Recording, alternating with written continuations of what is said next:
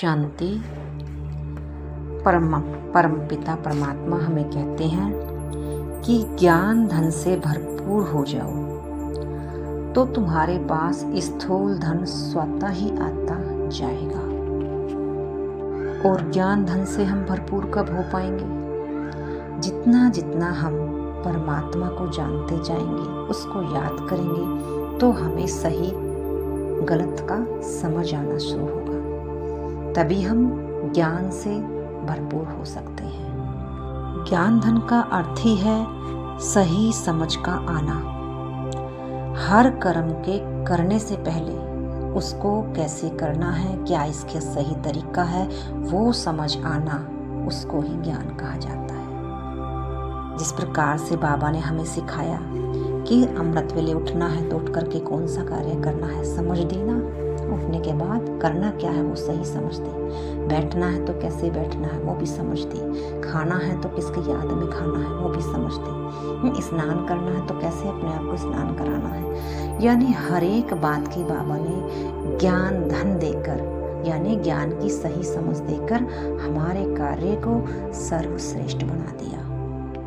और जब हमें हर कर्म को करने की सही समझ आ जाती है, तब हम उस ज्ञान धन यानी उस समझ से अपने जीवन की बड़ी से बड़ी बातों को भी छोटा कर देते हैं और उसे सहज ही पार कर लेते हैं। बड़ी बातों को बड़ा करना, बाबा कह रहा मुश्किल में फंसना, और उसको छोटा करके जो समझदार आदमी होगा क्या करेगा? छोटा करके उसे सहज पार कर लेगा। जिस प्रकार हनुमान को दिखाते हैं कि हनुमान को और जो भी उनकी सेना थी, उसको जब वो पुल पार करना था, नदी पार करनी थी, तो उन्होंने क्या ये थोड़ी सोचा कि ये नदी है, हम उस पार कैसे जाएंगे, हम युद्ध को कैसे जीतेंगे, हम सीता माता को कैसे लाएंगे।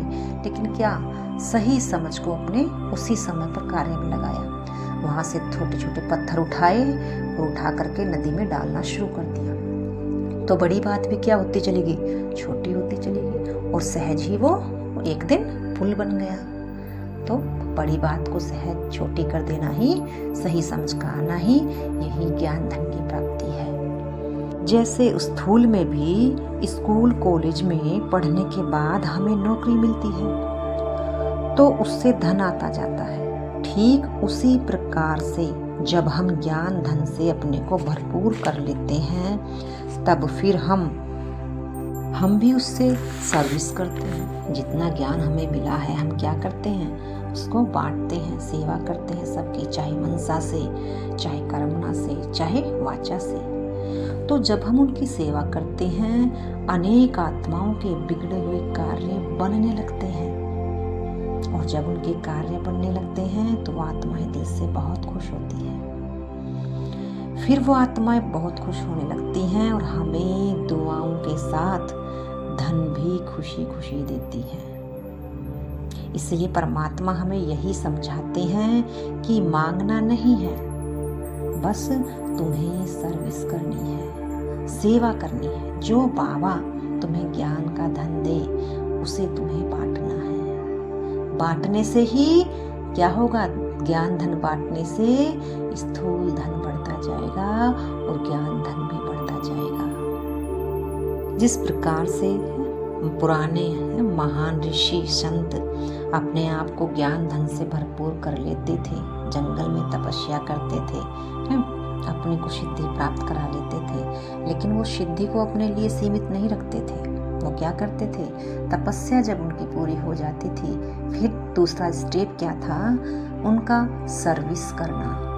फिर वो अपनी कमाई हुई सिद्धियों को, ज्ञान को सर्विस यानी सेवा में लगाते थे। फिर वो संसार के बीच में आते थे, संसार के बीच में आकर फिर संसार की आत्माओं का कल्याण करते थे। यही तो सर्विस है कि जो प्राप्ति मुझे हुई है, जिससे मुझे सुख शांति आनंद मिला है, वो सब पूरे संसार को पता चलना चाहिए, क्योंकि इस समय सारा संसार दुखी है।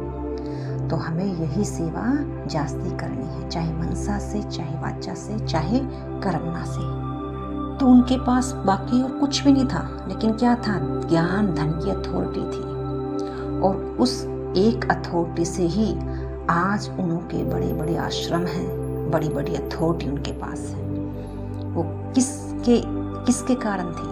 एक परमात्मा पिता को याद करने से ही वो ज्ञान धन से भरपूर हुए, और जितना वो भरपूर हुए उन्होंने फिर बांटना शुरू कर दिया। क्योंकि बाबा भी कहते हैं ना, जब आप भरपूर होगे तभी तो किसी को दे पाओगे। अगर खुद ही खाली हो गए तो दूसरों को क्या दोगे? तो पहले तो ज्ञान धन से भरपूर होना है। जितना ज्ञान धन से भरपूर होते जाएंगे उतना ज्ञान धन भी बढ़ता जाएगा, स्थूल धन भी बढ़ता जाएगा, मान प्रतिष्ठाएं सब कुछ बढ़ना शुरू हो जाएगा। इसलिए बाबा कहते हैं, मेरे पर ही सब कुछ समर्पण कर दो तो मैं तुम्हें बहुत ऊंच बना दूंगा। बाबा के यज्ञ में भी देखा होगा, उस समय यज्ञ में क्या था? कुछ भी नहीं था, बस एक ज्ञान की अथॉरिटी थी बाबा के पास, सत्य ज्ञान था। लेकिन जैसे जैसे ही दादियों को, बड़े बड़े दादाओं को सर्विस के लिए भेजा तो क्या होना शुरू हो गया? ज्ञान के साथ स्थूल धन भी बढ़ना शुरू हो गया। क्योंकि जितनी जितनी उन्होंने आत्माओं की सेवा की, उन्हें क्या मिला? दुआएं मिली, और दुआओं के साथ स्थूल धन भी प्राप्त होने लगा। दोनों धन उनको प्राप्त हुआ, दुआओं का धन भी, स्थूल धन भी, और तीसरा ज्ञान का धन भी उनका बढ़ता चला गया। और आज सब चीजों से भरपूर है। बस उन्होंने एक अपना जीवन समर्पण कर दिया। तो परमात्मा हमसे बस हमारे समर्पण भाव मांगते हैं। यानी तुम कुछ भी जास्ती मत सोचो। कर्म करना है वो सोच चल रही है तो कोई गलत नहीं है, लेकिन कर्म करना है उसके प्रति भी आप सोचे जा रहे हो, यानी परमात्मा कह रहा है ये गलत है। ये समर्पण भावा मांग है कि सब कुछ मुझ पर समर्पण करके सोचने का कार्य भी मुझ पर छोड़ दो, ताकि तुम संपन्न, संपूर्ण और हर एक चीज से, वस्तु से, गुणों से, शक्तियों से भरपूर हो सको। बाबा रास्ता तो बहुत ही सहज बताते हैं, लेकिन बच्चे करने में ही थोड़ी मुश्किल कर लेते हैं। अच्छा, ओम शांति।